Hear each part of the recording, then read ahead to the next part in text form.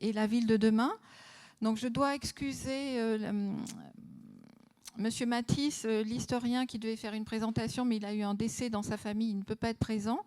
Mais toutefois, donc je vais laisser la parole à Pascal Chérom, qui est chercheur à l'INRA, qui va présenter les trois intervenants. On a à la fois un promoteur, une société qui favorise le développement de l'agriculture urbaine, un architecte et puis une entreprise qui implante de l'agriculture urbaine. Donc, je vais laisser la parole à Pascal.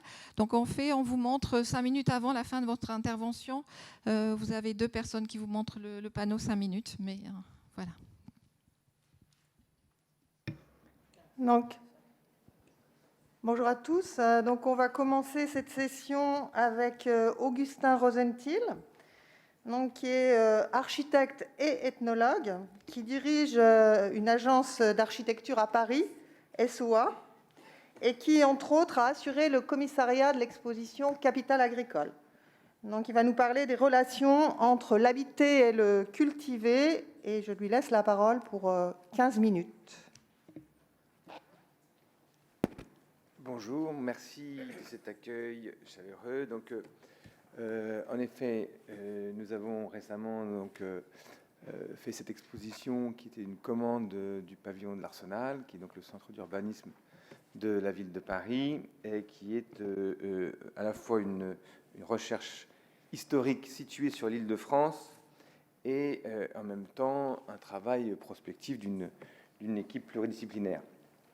Et parce qu'en effet, l'agriculture urbaine, c'est une affaire internationale, comme ça, on voit que ça intéresse les uns et les autres.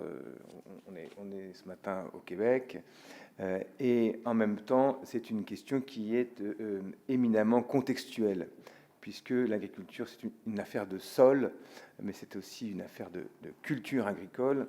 Et donc, cette question nous intéresse beaucoup parce que c'est la même question que l'on se pose en matière d'architecture et d'urbanisme, c'est-à-dire comment produire une architecture qui résonne avec nos contextes, avec notre culture et avec notre sol. Et ça ne vous a pas échappé que souvent, on a une grande difficulté à produire des quartiers ou des bâtiments qui fassent vraiment écho aux histoires des lieux, et que de plus en plus on a le sentiment de se retrouver un peu au même endroit. Donc en matière d'agriculture, c'est une question comme ça, voilà, j'ai nommé cette petite lecture agriculture urbaine à la mode de chez nous, hein, c'est une façon de se dire que la question agricole commence par une observation locale, hein, des contextes, qui est forcément enrichi par la connaissance un peu cosmopolite dont bénéficient les métropoles, hein, pour pouvoir produire des projets contextuels. Alors voilà un petit exemple de ce qu'est une agriculture à la mode de chez nous. Ça, c'est ce qui reste en 1942 de la fantastique production ce qu'on appelle les spécialistes de la banlieue agricole qui, entre 1870 et 1930, ont écrit cet épisode majeur de l'horticulture mondiale, hein, mettant au point toute une sorte un panel comme ça de nouvelles techniques. Et donc on voit ici chaque petit signe, c'est une culture particulière implantée, et on voit que ces cultures sont regroupées par zone, hein, et c'est une agriculture. Donc on voit aussi ici la ceinture métropolitaine, je ne sais pas si vous l'apercevez, on voit le léger filet. Hein, agriculture qui entre donc en 1891, par exemple, assurait 81% des 252 000 tonnes de produits alimentaires qui arrivaient sur le Carodéal par lequel passait donc la totalité de ce qui était consommé dans la ville de Paris, qui était habitée par 3 millions de personnes, c'est-à-dire un peu plus de 700 000 de plus qu'aujourd'hui. Donc une agriculture métropolitaine, bien que, enfin, à l'époque, on parle de la banlieue parisienne, hein, et donc qui alimente une agriculture professionnelle, qui alimente encore Paris à hauteur de 60% en 1930, puisque voilà, sur les 696 000 tonnes de frais qui arrivent sur le Carodéal, 59% exactement, provient de la production de ces spécialistes de la banlieue parisienne. Alors ça, c'est le reliquat de 1942 qu'on voit ici, enregistré par les études du géographe Michel Fliponneau. Et si on regarde un petit peu par spécialité, on voit en effet que eh bien, les cultures particulières s'implantent de façon particulière, hein, et en fonction notamment des sols. C'est évidemment une affaire humaine, puisque l'émergence de cette agriculture comme ça fulgurante, eh bien, est l'objet d'une population qui n'est pas forcément issue, et qui est déjà majoritairement issue du milieu ouvrier. Et on voit ici qu'on a jusqu'à donc 200 travailleurs agricoles au kilomètre carré dans l'actuelle zone métropolitaine, hein, contre moins de 75 dans le reste de la région, qui est pourtant habitée par les terres les plus fertiles, hein, du pays, puisque on parle de la plaine de France, hein, et au sud de la Beauce et du Rpoix, hein, qui sont donc les terres qui ont rempli les caisses de l'État depuis très longtemps, et donc qui sont loin d'être délaissées, hein. Donc c'est vraiment des terres agricoles. Il y a même ce qu'on appelle à l'époque un ghetto paysan, puisque ces terres sont saturées. Néanmoins, on voit jusqu'à parfois 4 fois plus de travailleurs agricoles dans cette zone métropolitaine. Donc c'est évidemment une affaire humaine, en l'occurrence extrêmement cosmopolite, puisqu'on verra ici arriver les Belges spécialistes des endives, les Italiens spécialistes des champignons, les Anglais des spécialistes des œillets, etc., qui vont amener chacun leur savoir-faire, mais savoir-faire qui va s'enrichir au contact des savoirs locaux. Et tout ça va produire ici et là, eh bien, des paysages très particuliers. C'est en ça que ça rejoint la question urbaine. Donc on voit ici par exemple un marais, hein, l'exemple d'un marais, donc de maraîcher, qui est un modèle extrêmement récurrent. Et on voit aussi ici un panel des innovations qui ont pu arriver à cette époque-là. Donc derrière, on voit les cloches, on voit les châssis au premier plan avec les palisses.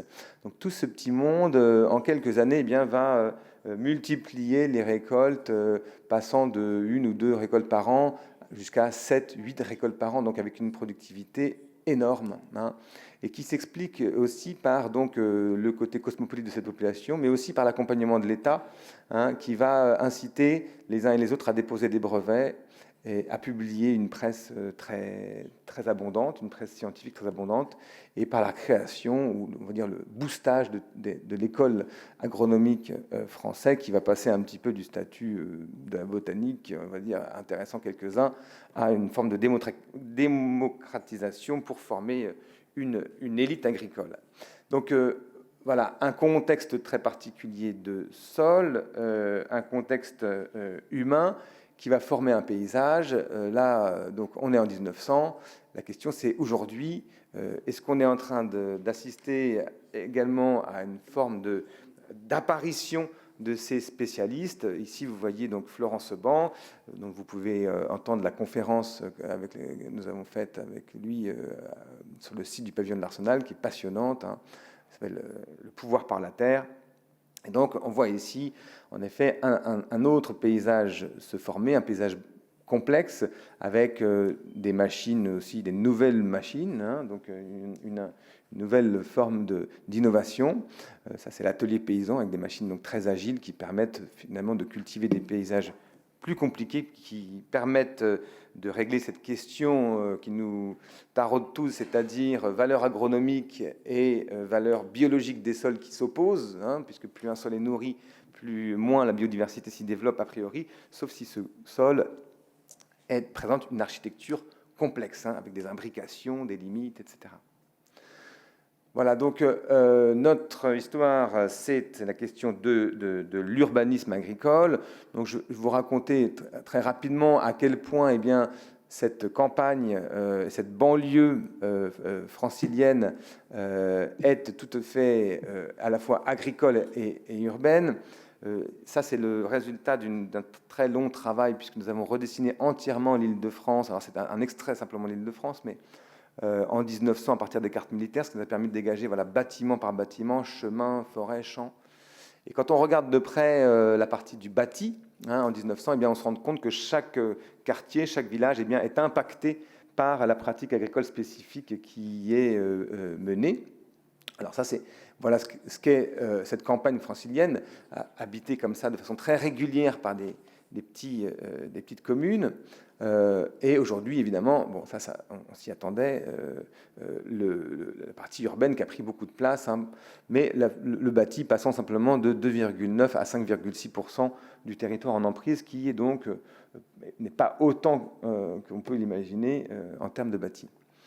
Ce qui est très étonnant dans l'observation de cet avant-après de l'Île-de-France, réalisé avec un outil numérique, eh bien, c'est celui des espaces verts, puisqu'on va voir 17% de bois et forêts eh bien, passer voilà, quasiment à 34% du territoire, avec l'apparition de nouveaux types de nature qui accompagnent l'urbanisme moderne, que sont donc les villes nouvelles, les grands ensembles, les zones d'activité et les zones pavillonnaires, donc les zones spécifiques, vraiment le produit du zonage urbain, qui va être accompagné par un nouveau type de nature à chaque fois, les abords des autoroutes, les abords des hangars, les résidences autour des grands ensembles et les jardins individuels.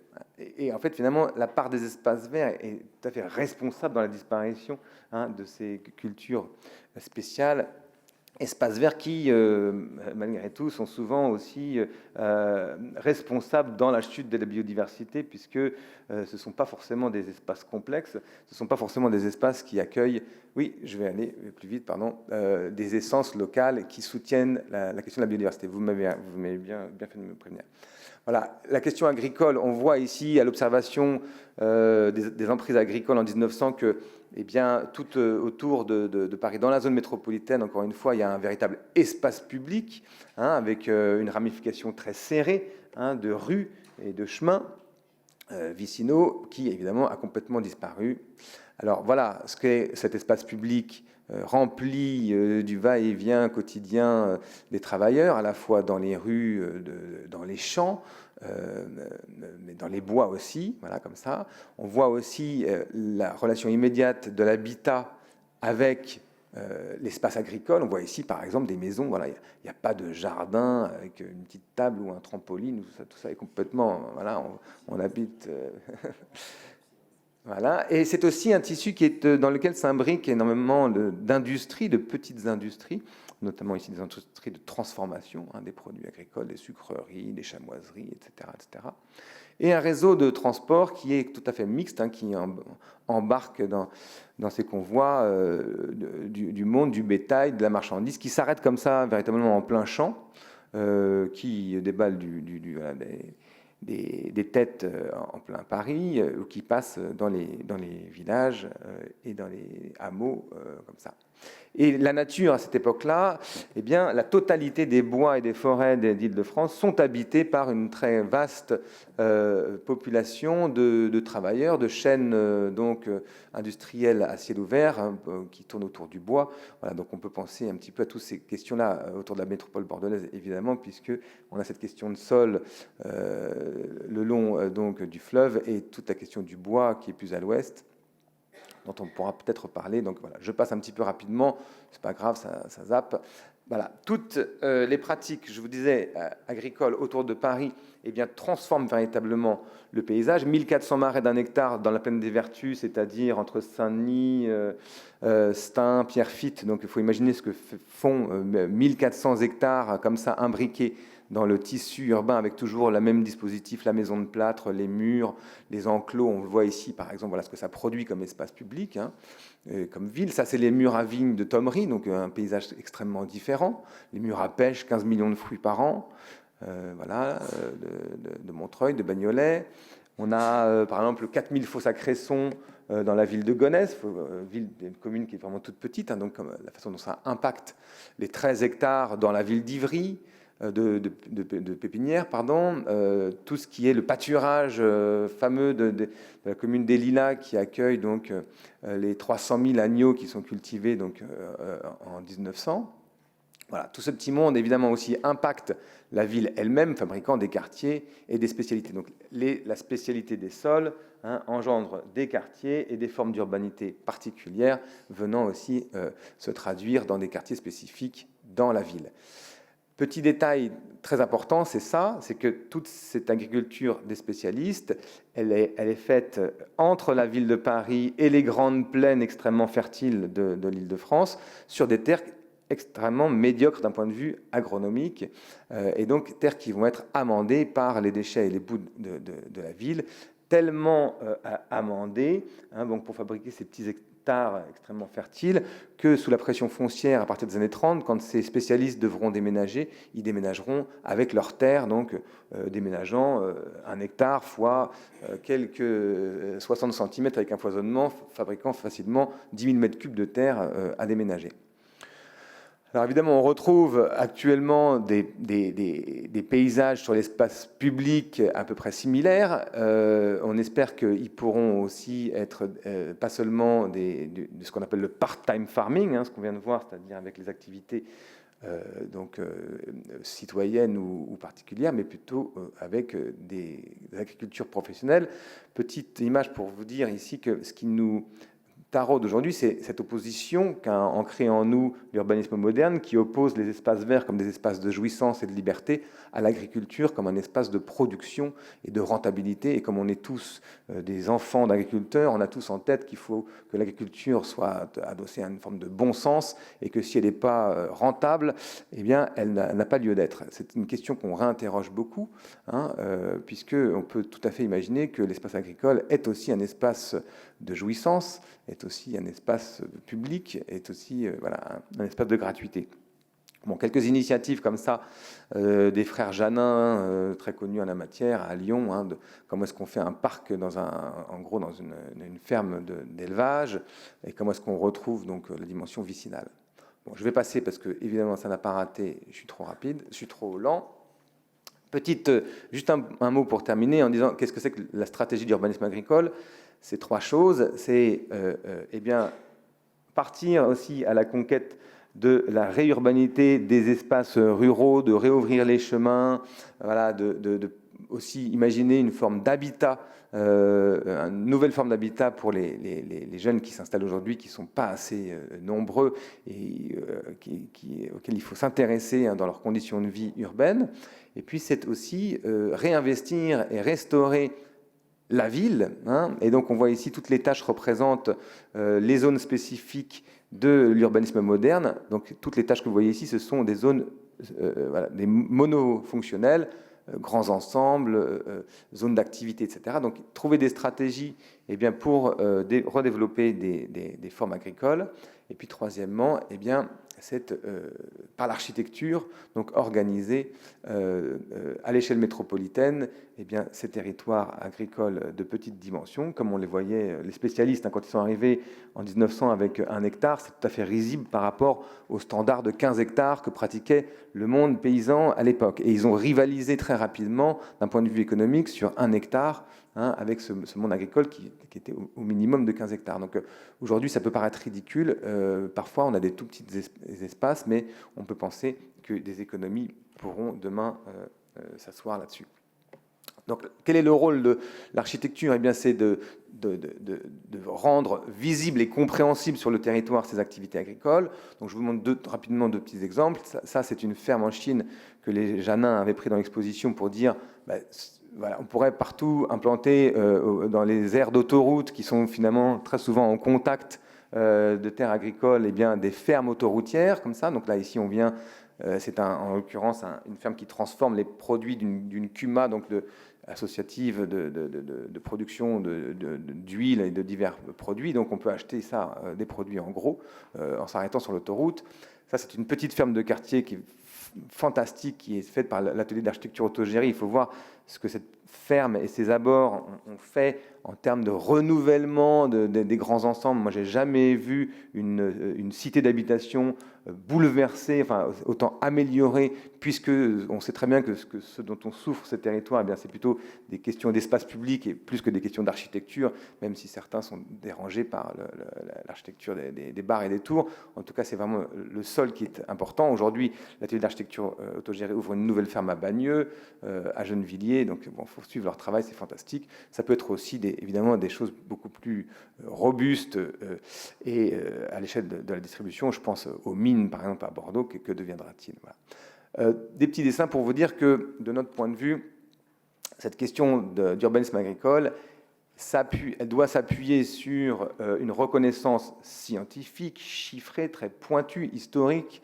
du sol, du territoire, mais qu'en même temps, ce qui est devant nous, ce n'est pas forcément des chiffres et des équations, mais c'est aussi du dessin, et que tout ça doit constituer un cadre urbain qui garantisse encore la démocratie, l'espace public, et voilà, je crois que j'en ai terminé.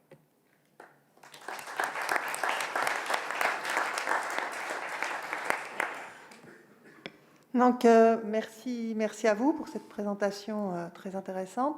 On va prendre les questions à la fin des 3 présentations de la session. Et donc, on va enchaîner tout de suite avec la présentation de Gilles Maréchal, donc, qui a fait toute sa carrière dans le domaine de l'agriculture et qui est aujourd'hui directeur général d'Aéromat, qui est une société spécialisée dans l'agriculture urbaine. Bonjour et merci de me donner la parole dans ce colloque très intéressant. Merci Véronique de m'avoir invité. Effectivement, donc je suis directeur d'Aéromat, une société qui travaille dans l'agriculture urbaine, comme vous le voyez, l'agriculture en ville au service de la ville. Et parallèlement à ça, je suis également animateur d'une plateforme qui vise à tenter de mieux expliquer l'agriculture au grand public, l'agriculture dans son ensemble. Donc je travaille beaucoup avec des agriculteurs et vous verrez au travers de la présentation que je ne les oublie pas. Donc Aéromat, c'est donc, vous savez, l'agriculture urbaine, ça a déjà été dit, c'est une agriculture de la contrainte, mais c'est donc une agriculture d'opportunité. Donc nous avons une approche multifonctionnelle de l'agriculture, c'est-à-dire de la production. Nous sommes sur 5 terrasses dans Paris, et de la production avec toujours à côté une fonction complémentaire, d'une part parce que le modèle économique est difficile, mais surtout parce que ça nous intéresse de faire à la fois de la production et de l'animation, de la formation. Nous sommes par exemple sur une école hôtelière qui s'appelle l'école Albert Demain, où là, la terrasse que nous avons plantée, la plantation s'est faite en liaison avec les profs, avec les cuisiniers et avec les lycéens de cette école qui se situe juste derrière le Bon Marché. De l'événementiel, de la production avec de l'événementiel, parce que c'est vrai ça participe à l'amélioration de la ville. Il y a des questions architecturales. Et par exemple, sur la terrasse de l'école du Perret où nous sommes, nous envisageons donc de faire aussi beaucoup d'animations avec de l'événementiel. Et un certain nombre d'artistes nous ont déjà contactés pour faire un certain nombre d'animations. Nous sommes depuis vendredi dernier lauréats d'une nouvelle terrasse, lauréat de Pariculteur, puisque c'est un concours que vous avez cité tout à l'heure, qu'organise la mairie de Paris sur les toits de Truffaut, le toit de Truffaut Ivry. Donc on fait aussi du conseil. La mairie du 5e, par exemple, nous a sollicité pour tenter d'améliorer les boulevards qui ceinturent le 5e arrondissement, pour essayer de mieux y vivre, essayer d'y mettre un petit peu d'agriculture dans l'espace public. Et là, c'est vrai que ce n'est pas facile et se pose la question justement de la valorisation, du respect aussi de ces parcelles qui seront transformées en agriculture, de leur vocation, de leur utilisation et de la confrontation de tous les publics qui y passent. Et puis de la production proprement dit sur le toit de la RATP à la place La Chambaudie, pour ceux qui le connaissent, puisque nous faisons de la production hydroponique et on fait visiter pour démontrer ce qu'est l'hydroponie. On est juste, donc cette société, je ne suis pas tout seul, j'ai la chance de côtoyer aussi un architecte qui nous apprend beaucoup et qui a travaillé avec Jean Nouvel, Jean-Pierre Boinat. Jean-Paul Hébrard est un homme de communication du monde agricole. Il publie une émission de télé qui va toutes les semaines dans les exploitations agricoles, donc ça permet aussi de faire le lien. Moi-même, donc, je travaille depuis longtemps dans le milieu agricole, je vais y revenir, et Julie Decléty est ingénieure agronome. Alors moi, je suis tombé dedans, si je peux dire, dès que j'ai commencé ma carrière, et c'est un petit peu ce qui explique peut-être mon cheminement et mon arrivée, mon intérêt pour l'agriculture urbaine, puisque j'ai organisé, pas tout seul, avec d'autres, ceux qui n'étaient pas nés, hein, il y en a beaucoup de jeunes dans la salle, en 1990, la Grande Moisson. Et la Grande Moisson, qu'est-ce que c'était? C'était déjà une commande des jeunes agriculteurs pour essayer de combler le fossé qui existait, qui commençait à poindre entre l'agriculture et la société, une incompréhension. Et ils nous avaient demandé de tenter d'organiser un événement qui marque les esprits pour dire l'agriculture fait partie de ce pays. Ça vient d'être redit. Il a aussi imprimé fortement la ville de Paris, mais pas que. Et puis, comme on fêtait le bicentenaire de la Révolution un an avant, on constatait que l'agriculture avait été complètement oubliée. Donc, on avait été voir Jack Lang, on avait été voir le président Mitterrand, on avait été voir Jacques Chirac, qui était maire de Paris. Tout ça était très simple, vous imaginez, pour leur dire « vous avez oublié l'agriculture ». Et ils nous ont permis d'organiser donc cet événement, la Grande Moisson, un champ de blé d'1 hectare sur les Champs-Élysées, organisé en 48 heures. Et déjà, à l'époque, le plus gros problème, c'était le problème de la terre. Trouver de la terre que l'on puisse transporter en une nuit dans 15 000 palettes sur 15 cm de terre. Bon, bref, je pourrais vous en parler pendant longtemps, ce n'est pas l'objet. Mais disons que déjà, l'intérêt, c'était de voir un petit peu le fossé entre l'agriculture et la société, et c'était renouer donc, avec une population de plus en plus citadine. Bon, je passe rapidement, ça a été exposé. Donc, cette opposition ville-campagne, elle s'est renforcée depuis les années 50, notamment à Paris, où on peut dire que l'agriculture est partie de Paris depuis les années 50. Là, je crois que la dernière vache a quitté Paris en 1961. Et alors qu'auparavant, on pouvait dire qu'il y avait une cohabitation, ça vient d'être démontré. Donc, sous l'effet, les effets, c'est bien sûr les villes qui se sont étalées. On parle, c'est bien connu, du fameux département, en gros, un département qui disparaît tous les 7 ou 10 ans sous l'effet de différentes contraintes.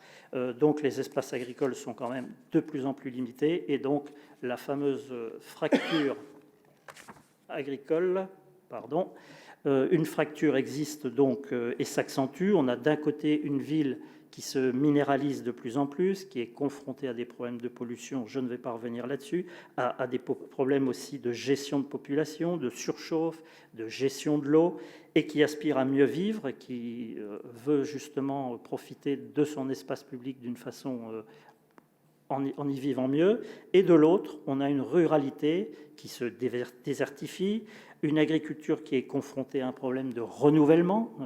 Ce n'est pas à vous que je vais apprendre qu'on installe de moins en moins de jeunes agriculteurs, qui est confrontée depuis quelques années à un problème d'agribashing, c'est-à-dire des mises en accusation d'agriculteurs qui, quelquefois, dans leurs champs, sont prises à partie par des citadins.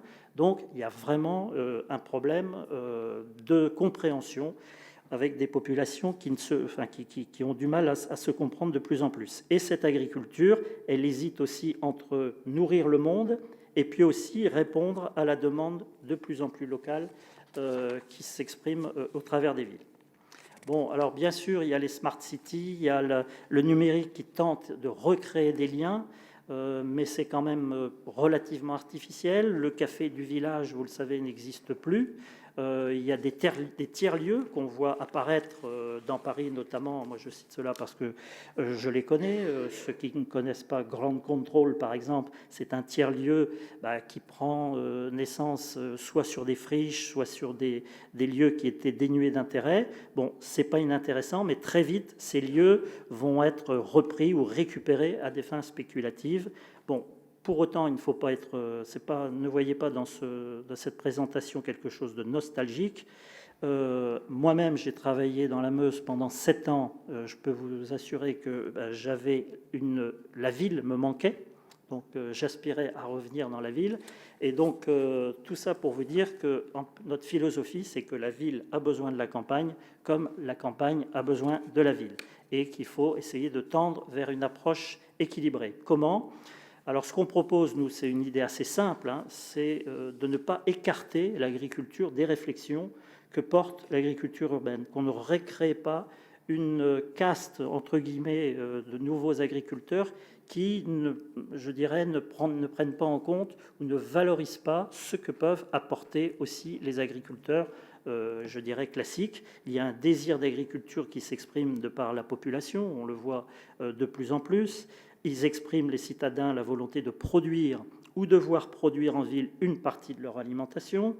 Il y a un désir derrière ça de mieux vivre ensemble, de plus vivre ensemble, donc de recréer, de retrouver des lieux où on puisse se parler, échanger, recréer du lien, comme ça a été très bien démontré dans la présentation de monsieur au Canada.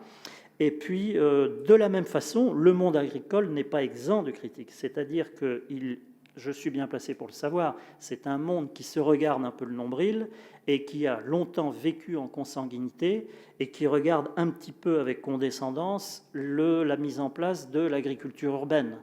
Alors que moi, je pense justement en allant vers cette forme, si les agriculteurs s'intéressaient plus fortement à cette nouvelle forme d'agriculture, ils rencontreraient des architectes, des populations qui ne fréquentent pas régulièrement, des artistes, et il y aurait un mélange de cultures, un brassage qui, je pense, profiterait, nous le pensons, à toute la profession.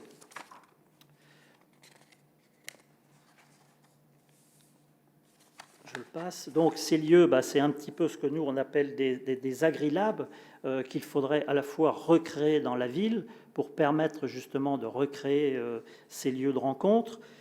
Et donc, bon, ça, comme c'est une intervention orale, ça va me manger du temps, je vais passer. Donc, pour comment créer les conditions de cette symbiose, de notre côté, je dirais que l'agriculture également, elle a pris les conditions, elle a trouvé les moyens aussi d'offrir aux citadins un certain nombre de nouvelles rencontres au travers de l'association Agri-Demain dont je vous parlais. Par exemple, là, vous avez 350 ambassadeurs, oui, agriculteurs qui existent et qui donc ouvrent leurs portes dans ce qu'on appelle des fêtes des moissons, des récoltes. Et c'est en quelque sorte la fête des voisins en agriculture. Et là, donc, ce sont les agriculteurs qui ouvrent leurs portes à des citadins. Il y a à peu près une centaine de fêtes des moissons et des récoltes qui auront lieu cette année. Une centaine de personnes y participent. Eh bien, notre objectif, c'est aussi que, à la fois dans les villes, les agriculteurs puissent revenir pour apporter leur savoir-faire dans des lieux qui restent à déterminer, dans des projets qui restent à monter, où on puisse leur trouver une place. Et voilà un autre exemple, par exemple, au Salon de l'Agriculture, pour vous montrer que ce besoin de rencontre existe dans la population urbaine, et là une population citadine à Paris, même si c'était le Salon de l'Agriculture. Nous avons organisé une table d'hôtes, des tables d'hôtes, vous la voyez là, avec 2 agriculteurs qui étaient au bout, et toutes les 20 minutes, on proposait aux personnes qui étaient dans l'allée de venir participer à une table d'hôte où l'agriculteur présentait au travers de 3-4 photos son exploitation. Et à la fin des 15-20 minutes, il y avait un échange au travers d'un plat qui était préparé à base de la production de l'agriculteur. Nous avons fait 1025 rencontres, 1025 plats et discussions au travers des 10 jours du Salon de l'Agriculture. Donc là aussi, on voit que ce besoin de rencontre existe. Et donc, ce que nous proposons en incitant ces rencontres partagées agriculture-citoyen, c'est de prendre en compte ces contributions positives de l'agriculture sur les paysages, sur les produits de qualité, sur l'environnement, sur le milieu, bien sûr, le savoir-faire des hommes et des agriculteurs, donc en créant des espaces de rencontre à partir de ces différentes fonctionnalités. Voilà, je vous remercie.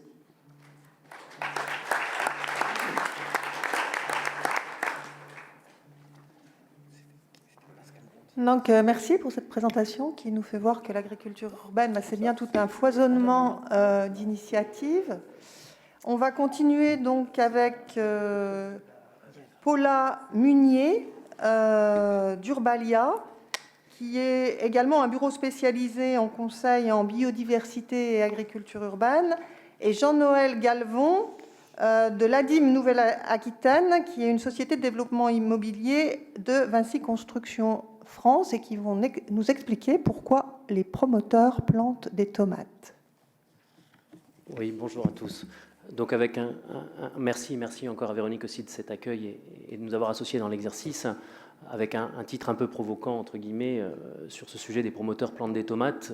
C'était quelque part de s'interroger dans l'exercice qui nous rassemble aujourd'hui sur quelque part ce sujet de fabriquer la ville de demain, parce que quand on parle d'agriculture urbaine, on parle d'urbain et d'agriculture, et donc on parle aussi de ville.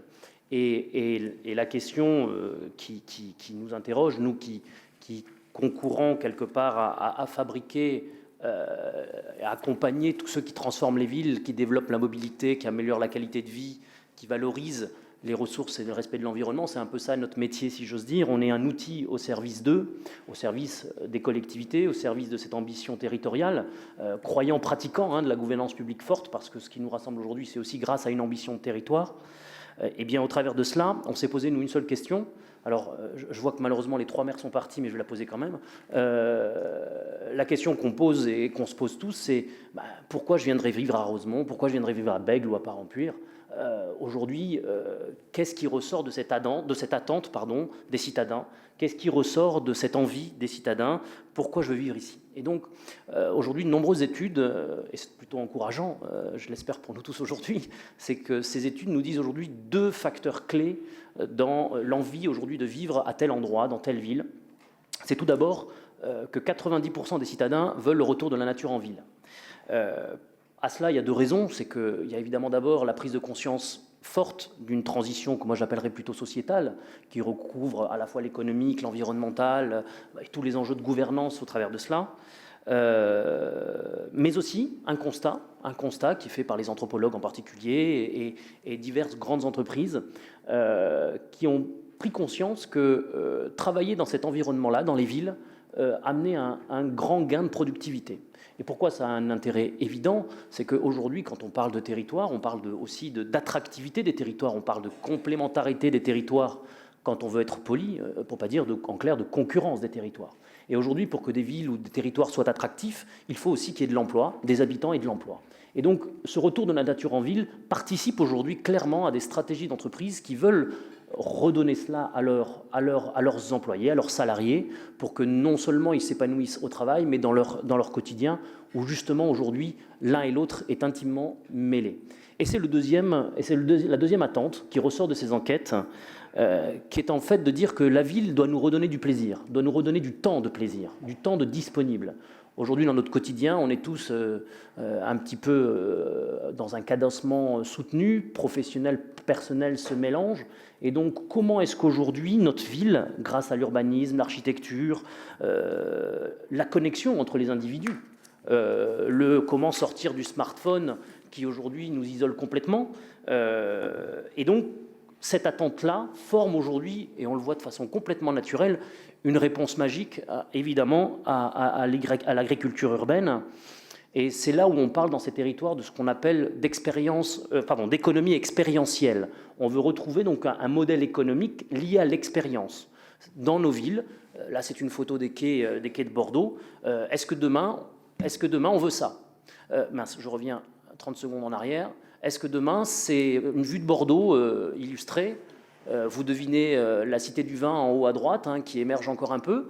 On retrouve des tours, on retrouve... alors, pour être tout à fait honnête, c'est une vue de Paris. J'ai simplement greffé la Cité du Vin, pour faire style. Mais, donc, je sentais déjà les experts à ma gauche donc la question qu'on se pose, nous, en tant que fabricants de ville, outils au service de la fabrication de la ville, c'est de se dire, nous, avant tout, on va s'appuyer aussi sur ce que les gens veulent, sur ce que les habitants veulent dans cette analyse de la ville. Et donc, à ça, on a un constat assez simple, c'est qu'on a 3 clés de succès qu'on va partager avec vous au travers des exemples que Paola va vous présenter, mais on a 3 clés de succès. D'abord, c'est d'être compétent, à s'entourer de gens compétents. D'abord, je suis venu avec Paola, et quelque part, l'Assemblée qui nous regroupe aujourd'hui en est la démonstration, c'est-à-dire qu'évidemment, on ne peut rien faire tout seul, et il y a, en plus de cela, s'entourer de gens compétents dès le début des projets, c'est-à-dire de ne pas attendre dans ce greenwashing que d'aucuns pourraient faire, hein, d'attendre d'avoir finalisé son joli bâtiment et de le peindre en vert pour que d'un coup on soit tout de suite plus pertinent ou plus audible pour nos élus ou la gouvernance publique. Donc l'installation dès le début des projets dans ce qu'on va vous présenter, sachant que évidemment, pourquoi ? Parce qu'il n'y a d'abord pas une seule réponse. Dans tous les exemples qu'on a déjà partagés, on vous en allez en voir d'autres, il y a 10 000 bonnes réponses contextualisées sur des territoires différents, sur des histoires différentes. Deuxièmement, il y a aussi un gros enjeu qui est, ou une clé de succès importante, qui est aussi le modèle économique. Hein. Ce n'est pas un gros mot. On doit tous avoir conscience que il faut trouver un modèle économique. Mon voisin en parlait. Bien entendu que à partir du moment où dans nos projets urbains, plus ils sont gros, plus on a aussi de latitude, mais plus on le prend tôt, plus on a la capacité à trouver ces enjeux de péréquation, d'équilibre financier qui sont absolument nécessaires si on veut que demain ces modèles perdurent. Hein. Il faut trouver une vraie vertu économique aujourd'hui dans ces projets urbains, parce qu'au bout du compte, il y a quand même quelqu'un qui paye. Et généralement, c'est nous. Hein. Donc voilà le deuxième point que je voulais partager. Le troisième, c'est évidemment, et je le redis, d'être accompagné ou même précédé par cette gouvernance publique forte. Pourquoi ? Parce qu'elle permet de donner cette vision. C'est-à-dire, en clair, dans nous qui participons à mettre en œuvre finalement cette vision politique au sens noble du terme, c'est qu'on s'aperçoit qu'on est souvent dans des temps longs. Hein. Le temps de l'administration se rapproche plus du temps géologique que du temps humain. Et donc, il faut qu'on anticipe beaucoup pour être sûr que lorsqu'on va livrer ça, on soit toujours dans le coup. Et donc, il faut aussi que cette, stratégie politique s'installe dans la durée et qu'on soit sûr de l'atterrissage commun. Donc, pour répondre à ces questions aussi de gouvernance, mais monsieur le maire de Rosemont en parlait tout à l'heure, c'est aussi d'accompagner l'adaptation des PLU, des outils réglementaires. Comment est-ce que je fais une ferme aujourd'hui sur des toits ? Est-ce que le PLU me le permet ? C'est aussi l'usage du domaine public. C'est toutes ces adaptations aujourd'hui qui doivent nous interroger et que Paola va vous illustrer. Merci Jean-Noël. Donc, à travers différents exemples menés par Urbalia ou Adim, je vais vous présenter certains aspects qui nous intéressaient. Tout d'abord, le premier, le site Cultissime à Aubervilliers, géré par l'association Espace et notamment soutenu par la fondation Vinci pour la Cité, où là, l'objectif est, donc en toiture terrasse, de faire de l'insertion professionnelle pour vraiment former finalement les nouveaux emplois de demain de l'agriculture urbaine, avec une forte dimension sociale et solidaire. Sur environ 1000 m² de toiture, il y a 6 personnes qui fréquentent en insertion de façon régulière ce site. Et vous voyez qu'ils sont en train d'installer ce nouvel espace parce que grâce à la mise en place d'une passerelle, ils ont pu doubler leur surface de production. Si je vous dis tout ça, c'est parce que cultiver en toiture, il y a eu plein d'autres colloques sur ce sujet. Ça a des contraintes. Hein. Et toutes ces contraintes, nous avons essayé de les consolider, de les décortiquer et de les traduire dans un guide issu de la chaire éco-conception que j'ai eu la chance de coécrire avec Fanny Provent, qui est ici dans cette salle, qui sortira en septembre, où il y aura donc toutes les clés pour aménager une toiture terrasse pour de l'agriculture urbaine. Un autre exemple est celui du Cache à Nanterre. On se trouve près d'un ancien hôpital en devenir. Et ici, nous avons essayé de travailler donc, en tant qu'AMO agriculture urbaine auprès d'Adim pour concevoir une agriculture urbaine multiple et diverse qui répond à différents objectifs.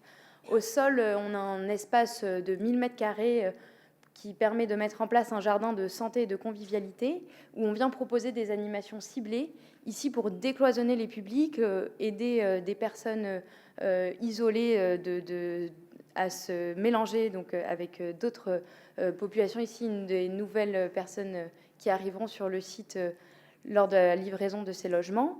Et ensuite, une agriculture urbaine plus productive avec de l'hydroponie verticale en toiture et notamment 350 m² sous serre pour répondre aux besoins alimentaires d'environ 250 personnes. Un des gros enjeux qu'on a eu ici a été finalement également la question de la serre, le gabarit dans le PLU. Donc on verra cet après-midi avec la mairie de Paris une réponse innovante d'un PLU face à ces questions. L'enjeu principal a été de vraiment pouvoir définir ensemble, avec l'ensemble des acteurs, puisqu'on est venu amener avec nous deux acteurs de l'agriculture urbaine, un cadre de valeurs partagées et ambitieux qui puisse perdurer tout au long de la vie du projet, qui, on le sait, parfois est avec des contraintes techniques ou autres, sont obligés de dégrader certaines ambitions initiales. Un autre exemple est celui plus lié à l'innovation. Le futur campus agro qui est en train d'être construit par ADIM, dans lequel Urbalia est AMO pour une certification environnementale EFI-Nature, où on vient travailler sur des toitures terrasses, supports de recherche, dans lesquels donc Agro pourra continuer ses recherches pionnières, notamment sur les sujets de construction de technosols. Mais finalement, cette agriculture urbaine, notamment par le compost ou autre, nous invite à se dire qu'est-ce qu'on peut faire d'autres ressources du bâtiment.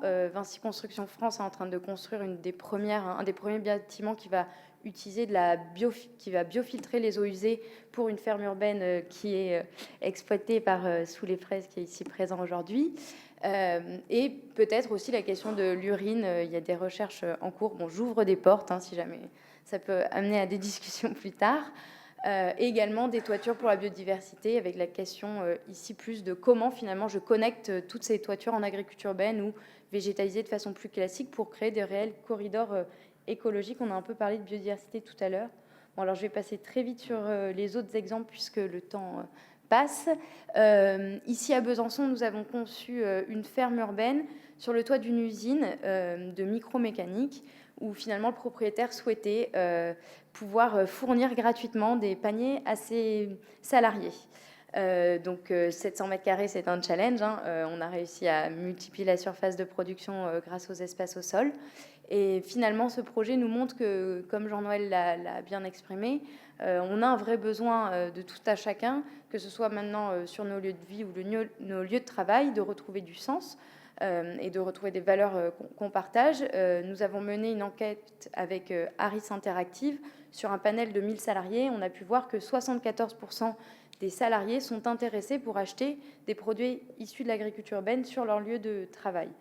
Je vais passer, je pense, rapidement ce projet qui est un exemple ici à Nantes, où l'agriculture urbaine est venue comme un outil pour préfigurer des usages dans un quartier en devenir. Donc, si vous connaissez l'île de Nantes, ancien site chantier naval, etc., on vient vraiment reconstruire de la ville dans un endroit où il n'y avait pas vraiment d'usage. Et ici, une conciergerie solidaire a permis de concevoir des espaces et l'agriculture urbaine a finalement permis de fédérer des futurs usagers, des futurs habitants d'un site en devenir. Pour la conclusion, merci Paola. Pour la conclusion, Pour la conclusion, en fait, avec ce qu'on vient de voir, ce qu'on voulait partager avec vous, c'était de se dire que d'abord, il n'y avait pas de solution prédéfinie, bien entendu. Tous les cas sont particuliers. L'enjeu d'être là dès la conception des projets aux côtés, finalement, de l'opérateur. Mais enfin, c'est aussi de donner du sens un petit peu à nos projets, parce que quelque part, on s'installe aujourd'hui dans des territoires constitués, où il y a beaucoup de béton, beaucoup de bitume. Madame Michu qui interpelle le maire de Rosemont pour lui dire « Mais quoi, encore Vinci qui coule du béton, c'est un scandale ?» et qui me dit « Dans mon jardin, je suis plus toute seule » et qui 5 minutes après vous dit « Mais oui, mais au fait, vous n'avez pas un logement parce que j'arrive pas à loger ma fille. » Donc on est dans ces injonctions paradoxales où il faut que, au travers de notre exercice commun, on sache répondre finalement à ces deux besoins vitaux, manger et se loger. Et pas les opposer, mais trouver comment les concilier. Alors, le thème, c'est aussi un sujet sur l'autosuffisance alimentaire, ville nourricière. Alors, deux réponses à cela très rapides. C'est que d'abord, comme je le disais, nos villes aujourd'hui, elles n'ont plus de place. Elles ont de moins en moins de place. Elles sont engorgées, comme je le disais. Donc, première solution, construire plus haut. À Bordeaux, par exemple, construire plus haut, c'est dépasser le 3e étage. Les gratte-ciel à Bordeaux, c'est 4 étages. Donc, est-ce qu'il faut construire plus haut et beaucoup plus haut pour justement redonner à ce moment-là de la surface verticale allouable à ce moment-là à de l'agriculture urbaine ? C'est une réponse, ça ne s'adapte pas partout, ça ne répond pas forcément à tous les usages, parce qu'on voit bien qu'il n'y a plus tellement de place pour construire. Le deuxième sujet, c'est si on ne construit pas plus haut, il faut construire en s'étalant. La belle photo de mon voisin de gauche qui a montré l'enjeu de, moi j'appelle ça la tâche urbaine, cet étalement urbain qui aujourd'hui finit par grignoter des terres agricoles et on est en train de se marcher sur la tête pour essayer à tout prix de vouloir produire en ville. Donc on s'interroge, et c'est mon petit pictogramme que j'ai installé là, c'est cette notion aujourd'hui de locavorisme qui peut nous interroger aussi, comme nous le sommes, nous, opérateurs ensembliers de villes. Pourquoi je veux parler de locavorisme? Parce que derrière cela, c'est aussi, comme le disait Madame le maire de Parempuire, les réflexions sur les circuits courts, sur la logistique urbaine du dernier kilomètre, sur la mobilité. Quand vous savez par exemple qu'aujourd'hui à Bordeaux, les petites camionnettes blanches qui livrent les petits Auchan Market et autres sont remplies qu'à 20% de leur capacité. Ça veut dire simplement que si on agrégeait un peu mieux ces flux, si on optimisait un peu plus ces transports et ces enjeux de mobilité, je ne vais pas dire qu'il n'y aurait plus d'embouteillage à Bordeaux, soyons fous, mais pas loin.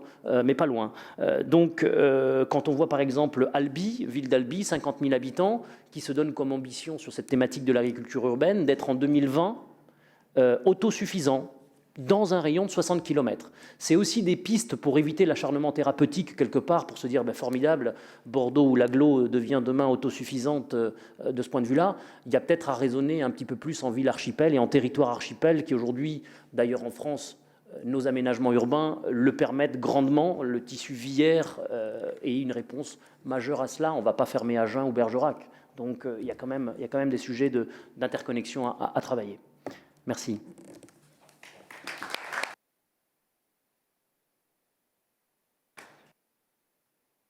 Cette dernière présentation qui nous a permis d'entrer de plein pied dans ce nouvel urbanisme agricole. Donc on a eu 3 présentations bien complémentaires qui, je pense, vont susciter vos questions. Donc une petite session de questions pour 15 minutes.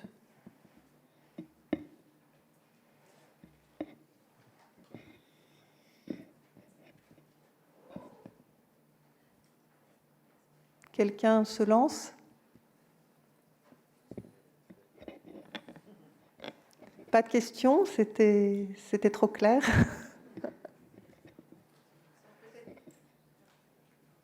des questions au déjeuner, donc on va peut-être passer à la session suivante, puisqu'on est passé en retard.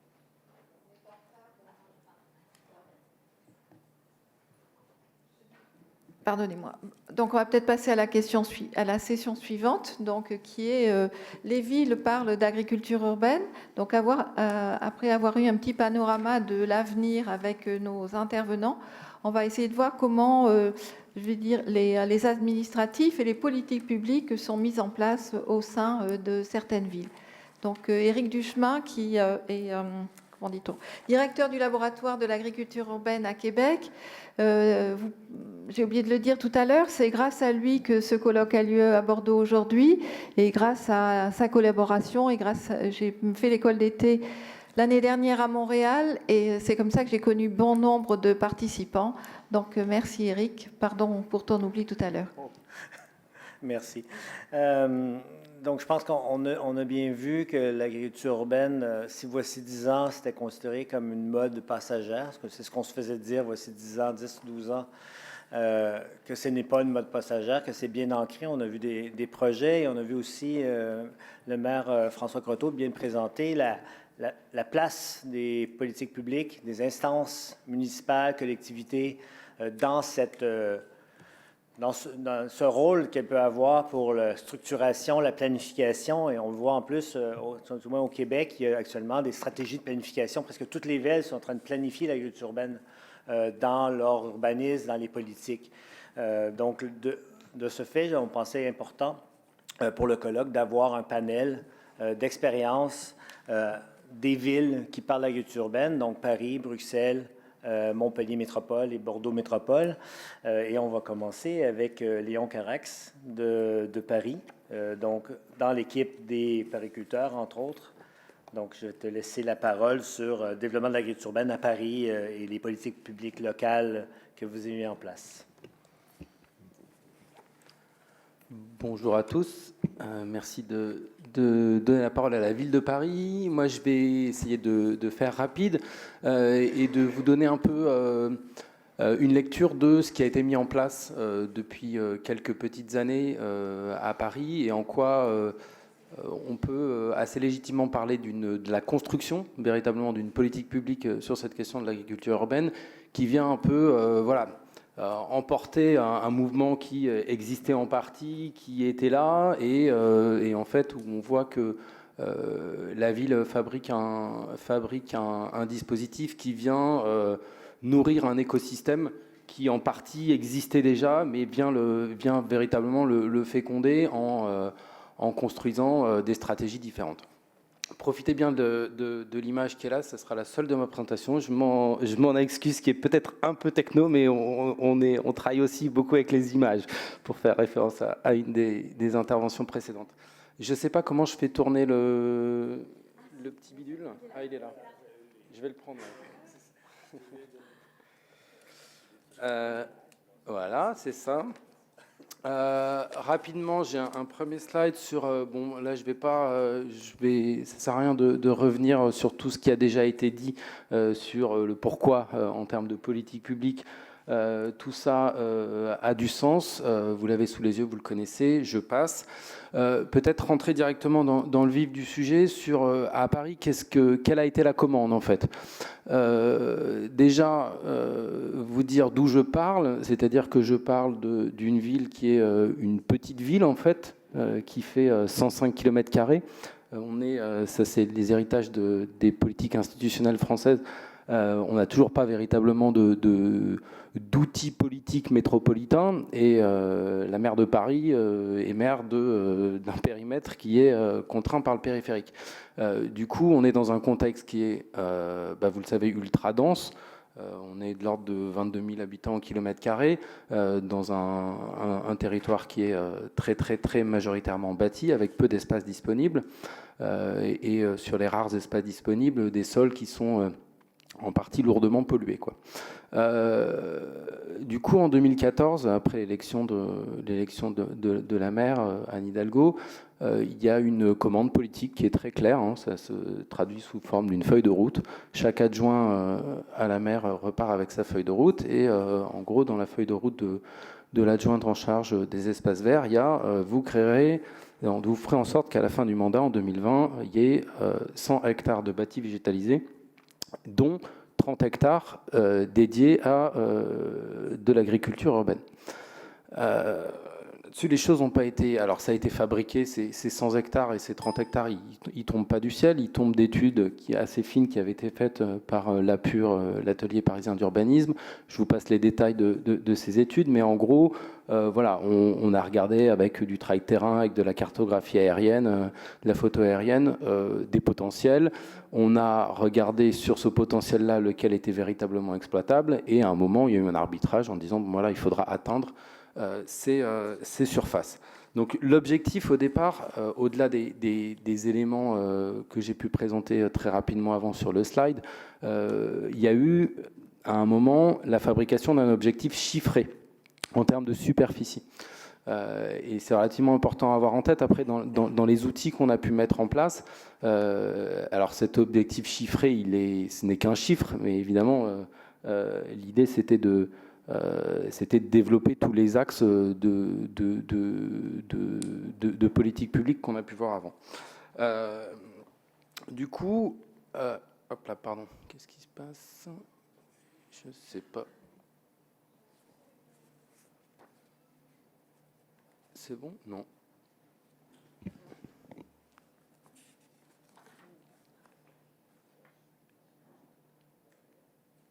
Non, ça ne veut pas.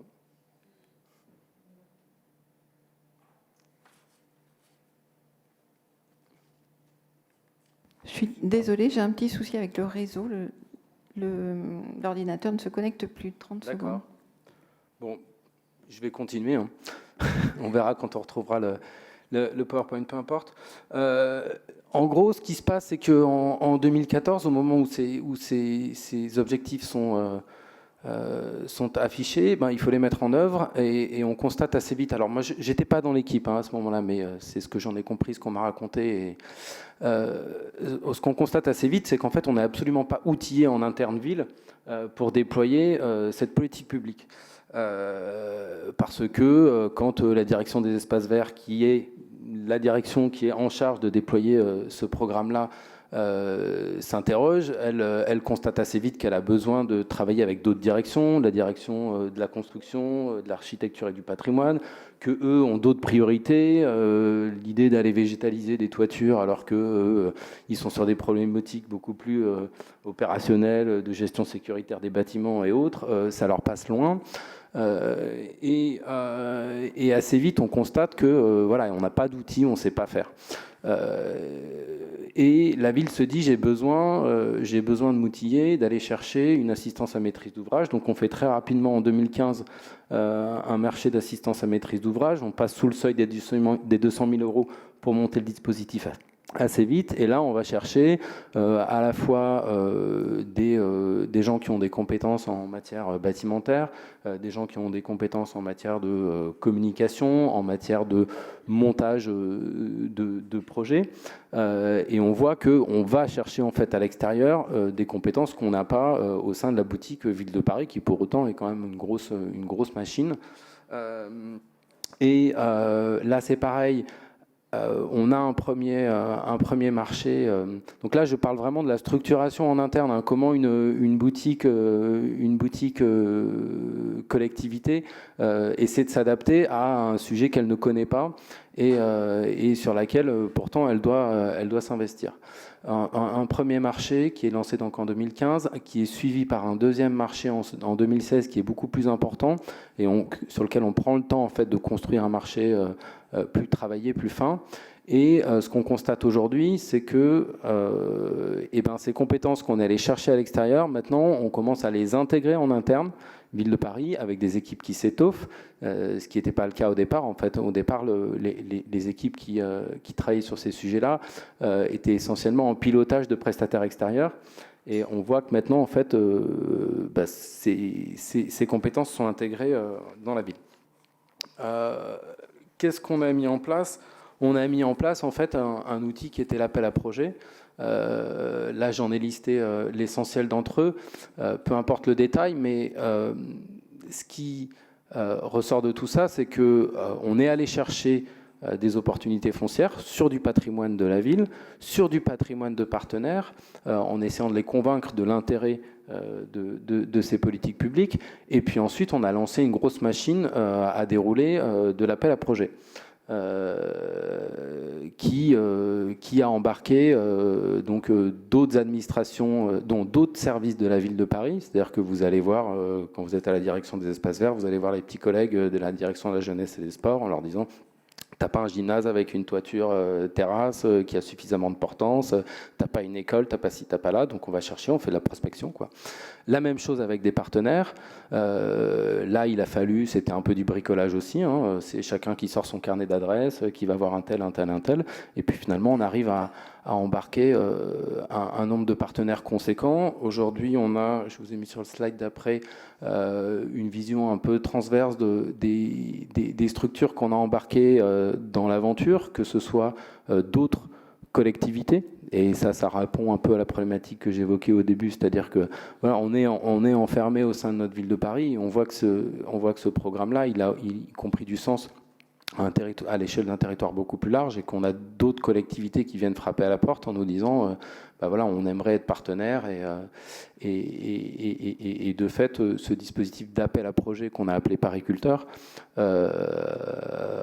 désormais intègre un grand nombre d'autres collectivités. Le dernier pariculteur 3 qu'on a attribué vendredi dernier, il y a plus d'un tiers des sites qui sont des sites qui sont hors ville de Paris. Et pour autant, c'est nous qui portons le dispositif, tout ça.